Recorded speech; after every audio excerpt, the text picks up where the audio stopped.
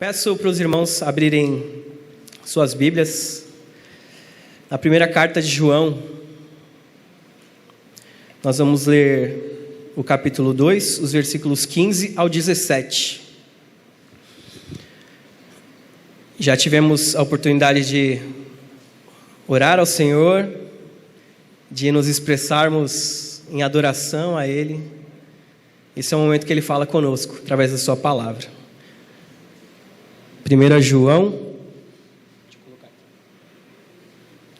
2, a gente vai ler do 15 ao 17. Deixa eu só me organizar aqui, gente. Não me dou muito bem com tecnologia, não.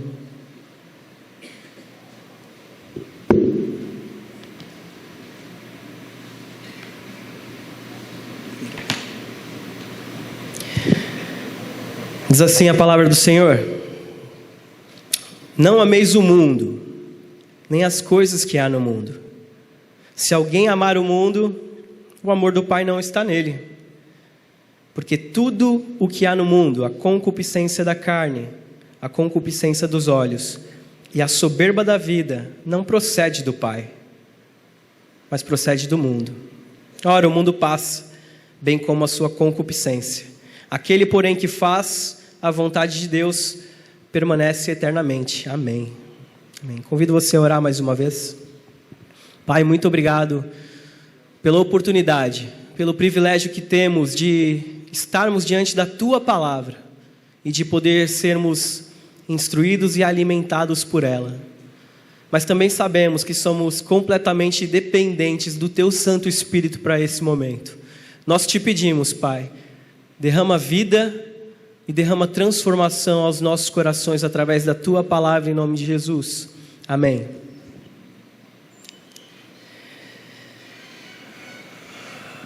Se eu pudesse, de repente, resumir de uma forma simples, de uma forma bem clara para a gente entender o que João quer dizer aqui nesse pequeno trecho, seria: você tem fome de amor.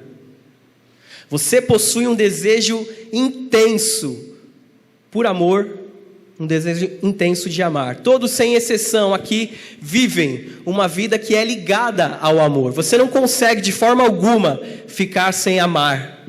Tão natural quanto respirar, a gente ama, nós amamos. Primeiro porque, como imagem, semelhança de um Deus que é amor, naturalmente nós manifestamos essa característica do nosso Deus.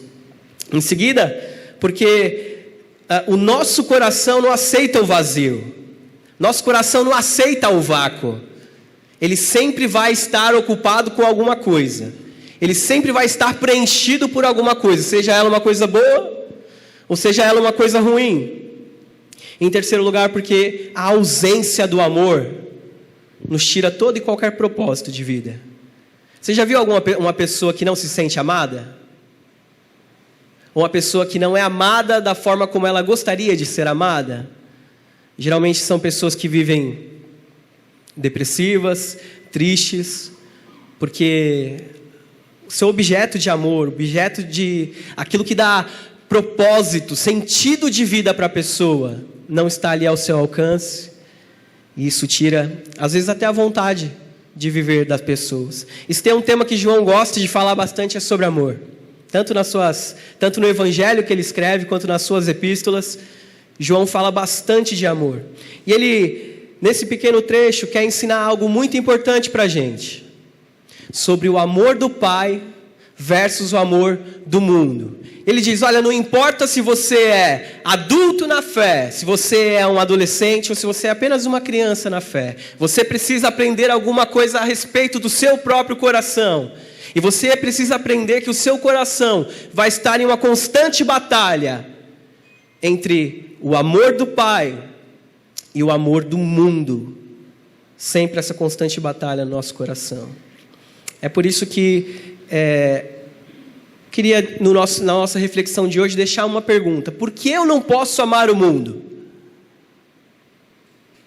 Por que eu não posso amar o mundo? O resumo da nossa mensagem é que a fome pelas coisas desse mundo nos revela um amor distante da vontade de Deus. E essa fome nunca vai ter fim, até que ela seja plenamente, completamente satisfeita em Deus. A fome pelas coisas desse mundo revela um amor distante da vontade de Deus. E essa fome nunca vai ter fim, até que ela seja plenamente satisfeita em Deus. Primeiro, o amor das coisas pelas coisas do mundo é um amor incompatível com o amor de Deus. O amor pelas coisas desse mundo é um amor incompatível com o amor de Deus. Para a gente entender o que significa esse amor, eu queria ir lá com você, lá para o início da Bíblia, lá para Gênesis, lá para o jardim, no momento em que o homem é formado por Deus. Eu queria deixar uma pergunta para você também, a perguntinha de escola dominical, mas não precisa responder, responde para você aí mesmo.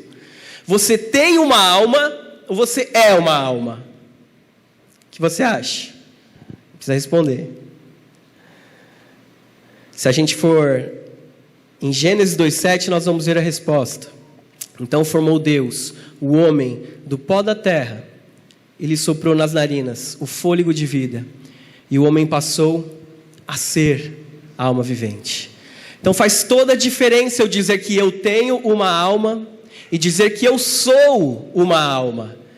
E outra coisa complicada de entender é esse negócio de alma, né? O que é uma alma? Às vezes algumas pessoas, de repente, pela nossa cultura, vão entender que a nossa alma é o espírito. É natural, normal, muita gente responder isso. Só que não.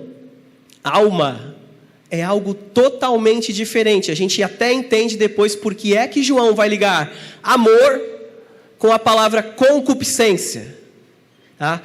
Quero ver 3 textos rapidamente com você. E a gente vai entender o que significa alma. O que é alma na Bíblia? Todas as vezes que essa palavra aparece. Olha lá, Isaías 5,14. Por isso o Sheol aumentou o seu apetite. Apetite aqui é a mesma palavra para alma.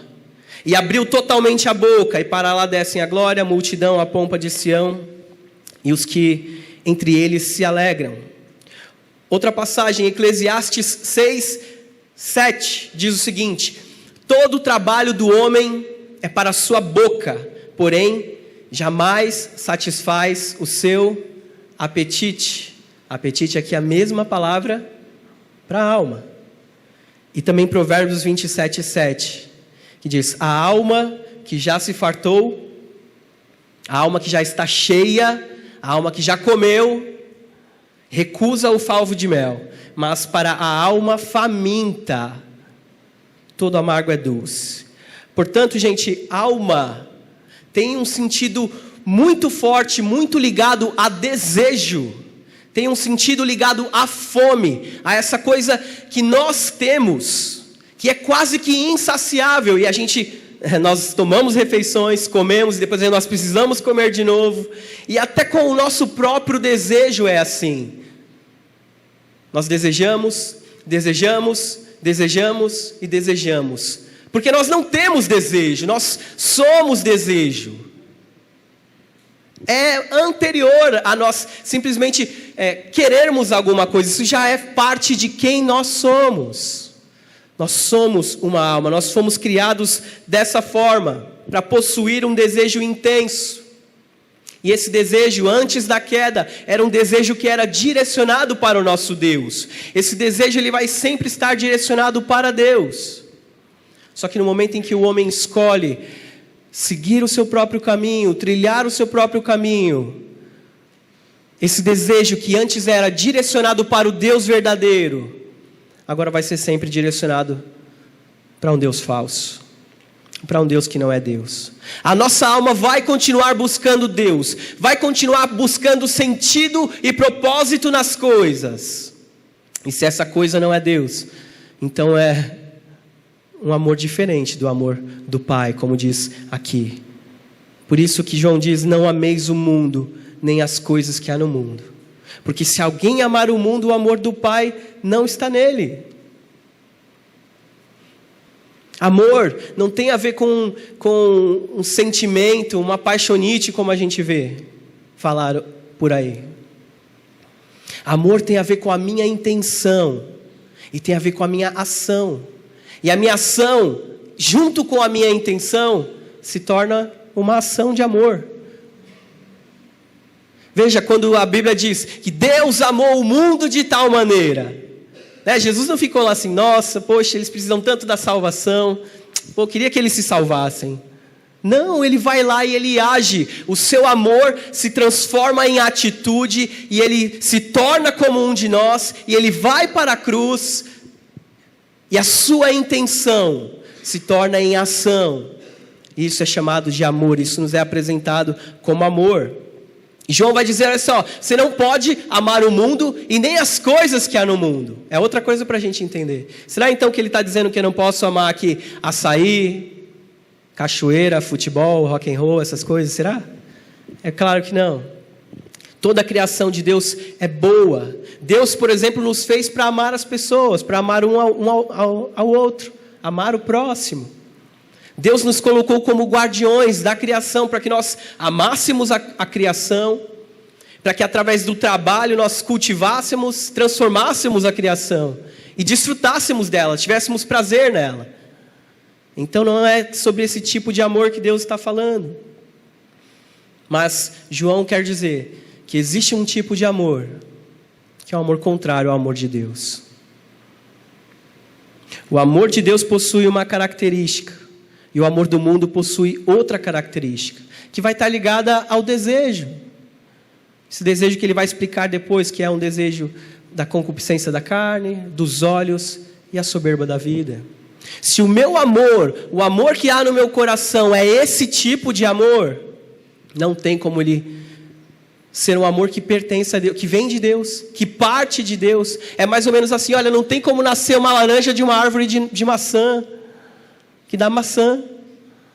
Na macieira vai nascer maçã, na laranjeira vai nascer laranja. Se no seu coração habita um amor pelo mundo, não tem como ele reproduzir o amor que vem do Pai. Se no seu coração existe o amor verdadeiro, o amor genuíno, o amor de Deus, então você consegue reproduzir o amor do Pai. Ele diz para nós não amarmos essa corrupção do nosso coração, essa corrupção desse mundo caído, para que a gente não viva como pessoas que não temem a Deus, que não conhecem a Deus, que não entendem a vontade e o desejo de Deus para a nossa própria vida. E a grande pergunta é, para onde o nosso amor está direcionado? Para onde você tem direcionado o seu amor? Onde você tem buscado amor? Todos nós possuímos amores idólatras que precisam ser transformados. E o grande problema dessa primeira frase de João é impossível que eu ame a Deus e ame ao mundo ao mesmo tempo. É impossível que no meu coração habite um amor por Deus e ao mesmo tempo um amor pelo mundo. Como nós cantamos. Frase de Jesus aqui. Se você me ama, você vai guardar os meus mandamentos. Se você me ama, as suas palavras vão se transformar em ação, vão se transformar em atitude. Há uma tremenda incompatibilidade entre o amor do mundo e o amor do Pai. Se o teu desejo, se o teu apetite, se o teu amor estão voltados para as coisas desse mundo, então é impossível que ele esteja voltado para Deus. É impossível, porque eu não posso desejar as coisas desse mundo, porque o amor do mundo é um amor incompatível com o amor de Deus.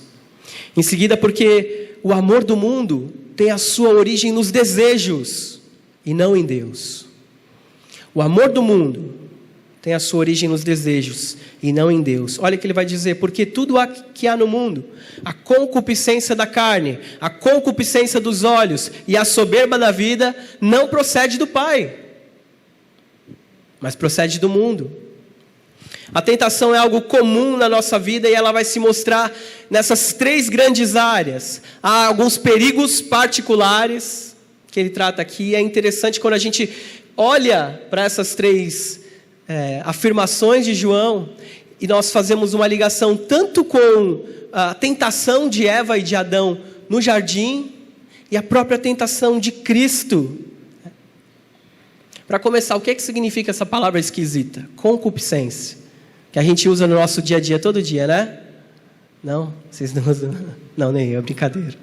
Concupiscência nada mais é do que um desejo intenso, um desejo compulsório, algo que eu não consigo controlar. Em outras palavras, uma cobiça muito forte. Ela não é uma qualidade necessariamente negativa, né?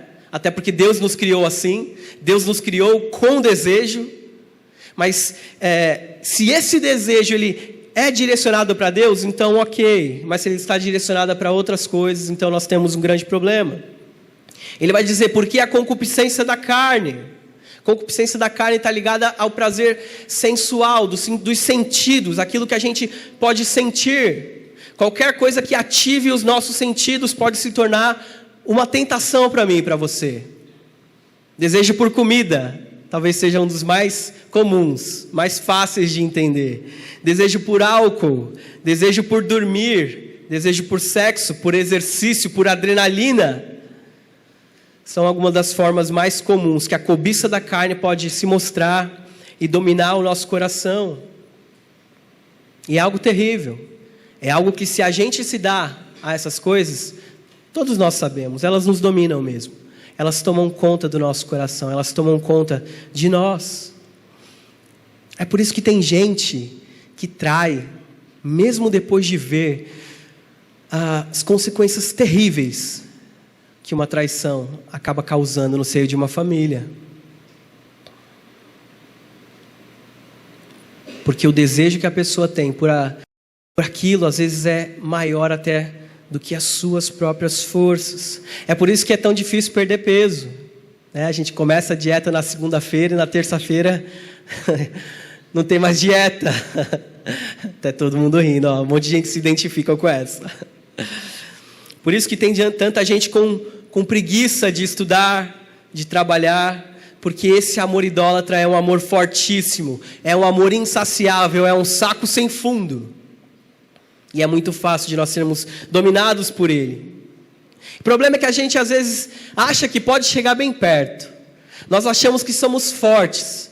Nós achamos que somos mais fortes do que realmente somos. E às vezes não confiamos, por exemplo, no poder de Deus e no poder do Espírito Santo para lidarmos com essas situações. A gente acha que pode flertar com o pecado, flertar com o desejo, que a gente é forte para resistir, para conseguir. Mas a Bíblia está falando, é uma concupiscência. É algo que pode te arrebatar. É algo que pode domar você, dominar o seu coração. Foi assim com Eva na sua primeira tentação. Olha lá o que diz a Bíblia. O fruto era bom para se comer. O fruto era bom para se comer, ou seja, de alguma forma ele despertava um tipo de satisfação. E foi assim com Cristo também. Ao fim do seu jejum, Satanás ofereceu pães para Jesus, como se ele precisasse. Ali era matar a sua fome. Nosso Senhor não precisava daquilo. Jesus entendia que a sua fome era encontrar a sua satisfação no Pai e não nas coisas criadas. Mas veja, mais uma vez, coisas boas, coisas dignas, justas, de que eu e você podemos aproveitar. Comida, mas que podem se tornar algo terrível e dominar o nosso coração. Em seguida ele vai falar a concupiscência dos olhos. É aquele desejo de ver e ter, de ver e possuir aquilo que você está vendo. É coisa terrível também. Ainda mais nessa sociedade consumista que nós vivemos, nós podemos facilmente cair nesse erro, sermos pegos por esse tipo de cobiça. A tentação de Eva e a tentação de Cristo também passam por aí. Eva olhou para o fruto e aquele fruto era agradável aos olhos.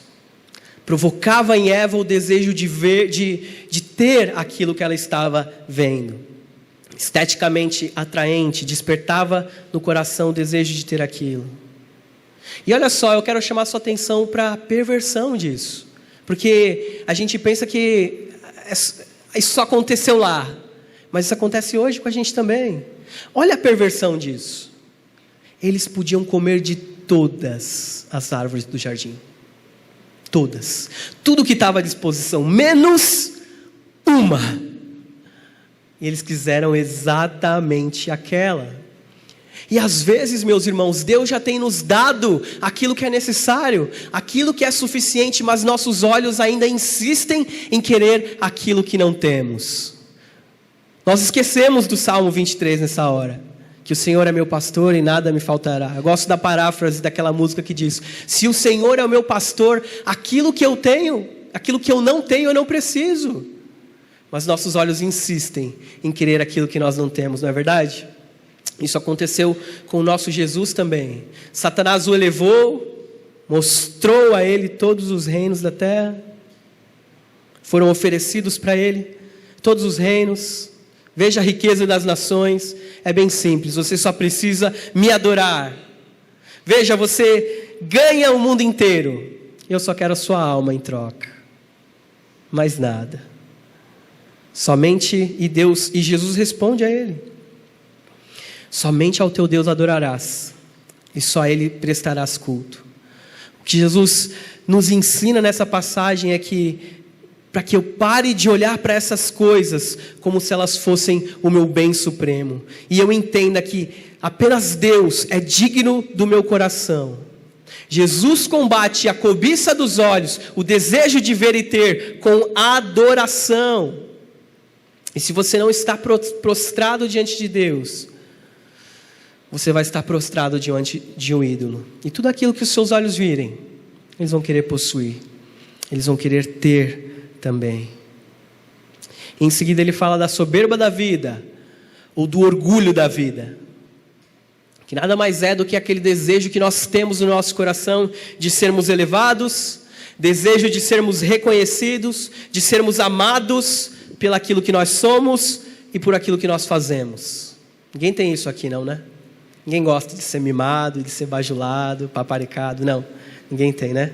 Brincadeira, acho que só eu. Brincadeira. E o orgulho se alimenta dessas coisas boas, inclusive. Pastor James Boyce diz o seguinte: é errado uma pessoa desejar ser o melhor aluno da classe ou o melhor funcionário da empresa? Depende.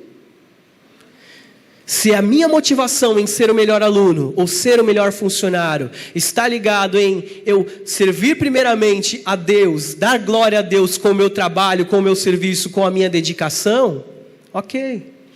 Mas se o meu desejo, o desejo por trás disso, de ser o melhor, está em ser reconhecido, está em ser bajulado pelas pessoas, então eu já estou fazendo a mesma coisa que Satanás, incorrendo no mesmo erro que Satanás, de querer ser reconhecido, de querer reconhecimento. Na tentação original, Satanás oferece a Adão e Eva algo que eles não tinham, e que em teoria os faria melhores, mudaria o status deles. Olha, vocês vão deixar de ser como vocês são, e vocês vão ser iguais a Deus. Olha que coisa maravilhosa. Vocês vão deixar de ser como vocês são e vão ser iguais a Deus. Olha, Adão e Eva, eu não estou falando para vocês pensarem como eu. Não pense. Pense por si mesmo.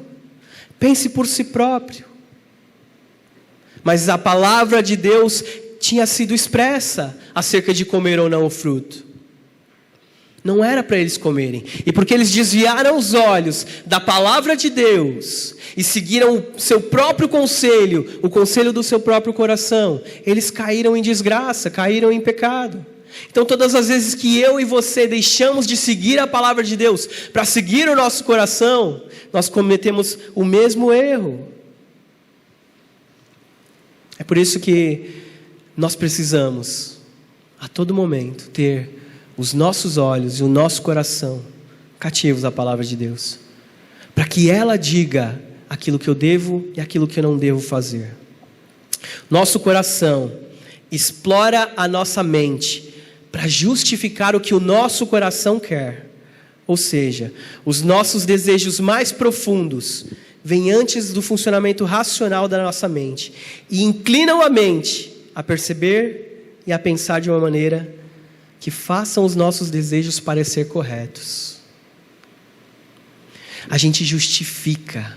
Nós criamos formas de fazer o pecado ser aceitável para nós. Criamos muletas espirituais para manter o nosso pecado conosco. E isso é terrível. Nós vamos tentar proteger os nossos ídolos. Nós vamos protegê-los com unhas e dentes. Vamos fazer o possível e o impossível para justificar a permanência deles no nosso coração. E nós vamos buscar satisfação neles. Nós vamos ser atraídos por sua falsa beleza. E nós vamos fazer deles o nosso único sentido de vida.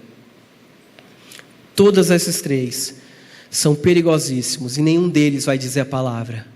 Procedem do Pai, procedem de Deus. O alerta que fica para o nosso coração é esse.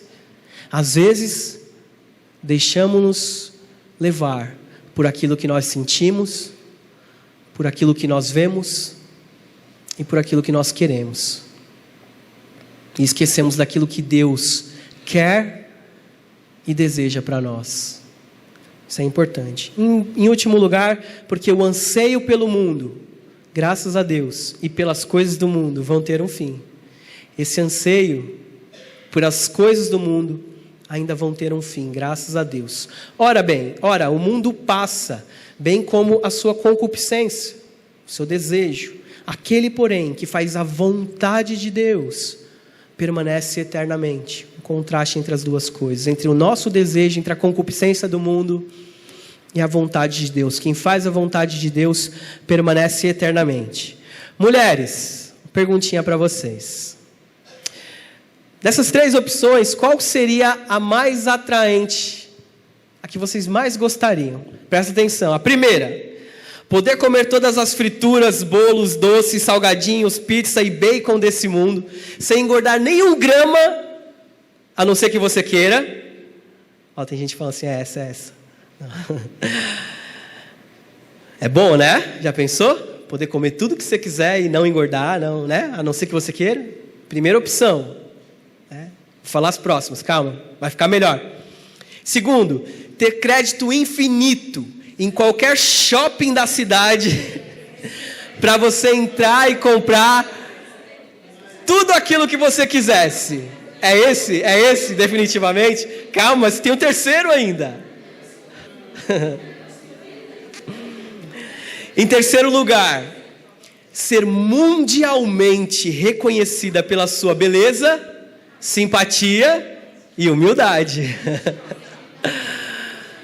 Qual dessas três parece mais atraente, mais apetitosa para o seu coração? Complicado. A 2. Homens, com vocês agora.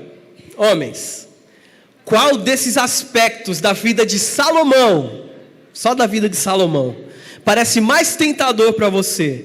Primeiro, ter milhares de mulheres, de todas as etnias, tipos, tamanhos, gostos. Casados, permaneçam olhando para mim aqui. Responda na sua mente, por favor.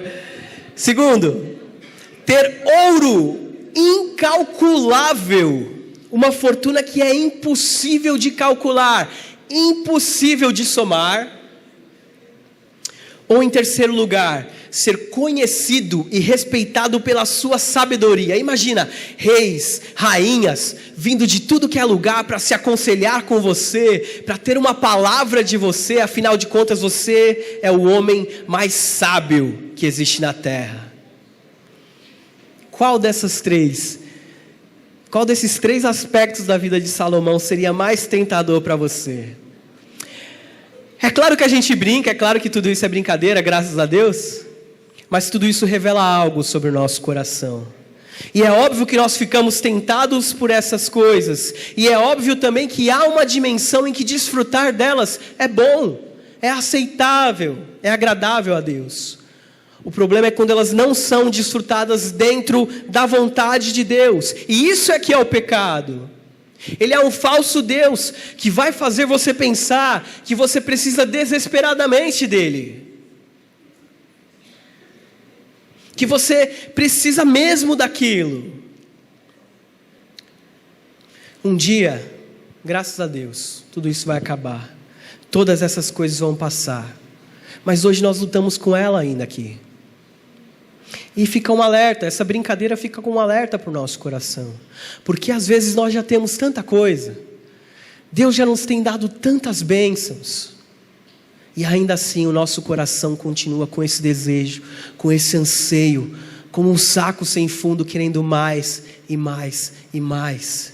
Mas o que a palavra de Deus nos ensina é que esse anseio passa, e essas coisas do mundo, elas vão passar, elas vão encontrar um fim. Um dia tudo vai se fazer novo todas essas coisas, elas vão ser como nada. Até riquezas, eu estava ensinando esses dias, meus filhos, minha filhinha me perguntou sobre as ruas de ouro que fala lá em Apocalipse. O que significa aquilo? Eu falei assim, filha, olha, é que dinheiro, ouro, vai ser uma coisa tão comum, que vai ser tão comum como a gente vê asfalto aí. Ninguém fica assim, nossa, olha quanto asfalto tem nessa rua. Não, é algo normal que a gente vê em todo lugar. Mas é verdade, nosso coração fica tentado por essas coisas. E esquece que não existe nada mais prazeroso, mais proveitoso do que vivermos uma vida dentro da vontade de Deus. Vivermos dentro da vontade de Deus. Um dia você vai gostar de azul, no outro dia você vai gostar de verde. E o nosso coração é assim, essa fábrica de ídolos. E se você não estiver alimentando o seu coração com as verdades do Evangelho, você vai pedir para as situações, para as pessoas, para as coisas, que elas sejam o teu Deus. Mas ídolos têm pés de barro. E se você colocar a sua satisfação, o seu propósito de vida em coisas, situações e pessoas, você um dia vai se ver tremendamente frustrado. O seu chão vai cair, vai desmoronar, porque elas nunca vão poder ser o Salvador que o teu coração anseia. O teu coração tem um desejo, um anseio por redenção, mas você não vai encontrar nessas coisas. Você não vai encontrar nas pessoas, você vai encontrar em uma pessoa, nosso Senhor Jesus Cristo. E quem faz a vontade dele permanece eternamente. Você tem fome de quê? O que dá fome, sentido, propósito para a sua vida? Quero terminar com uma historinha, um trecho que eu li num dos livros das Crônicas de Nárnia, e ele, eu acho que ilustra bem esse momento. Tem um dos livros em que uma garotinha, ela acaba de chegar em Nárnia, ela não sabe direito onde ela está, e ela tem sede. E ela corre para onde ela escuta o barulho das águas.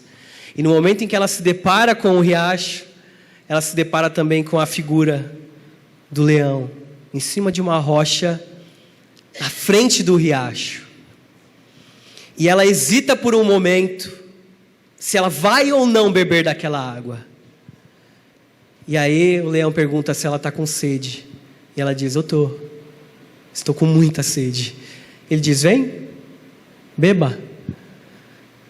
E ela hesita mais uma vez e pergunta, você devora criancinhas? Ele fala assim, já devorei meninos e meninas, homens e mulheres, reis e rainhas, nações e impérios. E ela perde a vontade. Ela diz, perdi a vontade. Ele fala, então você vai morrer de sede. E a narrativa mostra algo tão belo, que ela toma uma decisão. Ela vai até o riacho, se agacha, bebe daquela água. E a descrição é que poucos goles foram suficientes para matar a sua sede. Esse é o nosso Senhor Jesus. Quem vai até Ele, quem bebe dele, não tem mais sede. Ele sacia a nossa sede. É verdade que as coisas desse mundo continuam sendo uma tentação para nós. Mas quando nós entendemos onde verdadeiramente nós encontramos saciedade por nosso coração, nós nos aquietamos, nós paramos e buscamos a Deus. Quando Deus transforma o coração de um pecador, Ele dá para esse pecador um desejo e um anseio por Ele. E as paisagens mais belas, os mais profundos relacionamentos de amor, não são nada perto da comunhão e da glória eterna que nós vamos ter ao lado do nosso Senhor. Que o nosso desejo, o desejo do nosso coração seja isso. Que a esperança e o desejo que há no nosso coração anseie pela eternidade, por algo que vai durar para sempre. Amém? Deus abençoe vocês. Pai, te agradecemos pelo privilégio que temos de vir à tua casa. Te agradecemos, Pai, porque não é carne nem sangue que revela o Evangelho para nós, mas o teu Santo Espírito. Te agradecemos pela tua palavra, Pai, que ela verdadeiramente possa trazer transformação para o nosso coração, que mais do que apenas vir aqui e ter esse momento com os nossos irmãos, que nós saiamos transformados daqui, que o nosso verdadeiro desejo, que o nosso verdadeiro anseio do nosso coração seja buscar o Senhor, seja buscar um relacionamento íntimo e profundo com o Senhor, seja buscar o conhecimento que vem da Tua Palavra, Pai, para que por meio dela sejamos transformados, para que por ela nós conheçamos a Tua vontade e as nossas ações se transformem em amor ao Senhor, Pai. Mas não nos deixes, Pai, cair nesses tipos de tentações. Não deixe, Pai, nós sermos levados pelos desejos da nossa carne, pelas coisas que trazem tentação aos nossos olhos, ou pelo desejo de ser reconhecido, desejo de ser aquilo que nós não somos, Pai, mas que o nosso coração tenha desejo por ser aquilo que o Senhor quer que sejamos, Pai. Que o nosso coração tenha desejo do Senhor, de compromisso com o Senhor, que os nossos olhos busquem ver o Senhor e ter somente em Ti o sentido e o propósito para as nossas vidas. Nós sabemos o quão difícil é viver nesse mundo e o quanto nós somos tentados e quanto tantas vezes, Pai, nossos pés vacilam, correm para longe do Senhor. Mas nós cremos que o Senhor é um Deus poderoso, maravilhoso e um Deus perdoador que sempre nos traz para perto novamente e firma os nossos pés. É nisso que nós cremos. E a Ti, a esse Deus maravilhoso, que nós clamamos com a esperança de que o Senhor sempre renova as nossas forças e a nossa alegria em Ti. Que nós oramos, pedindo a Tua bênção por decorrer da semana, no nome de Jesus. Amém. Irmãos, Deus abençoe, uma boa semana a todos. Se você ainda não teve oportunidade de cumprimentar o seu irmão, esse é um momento. Deus abençoe.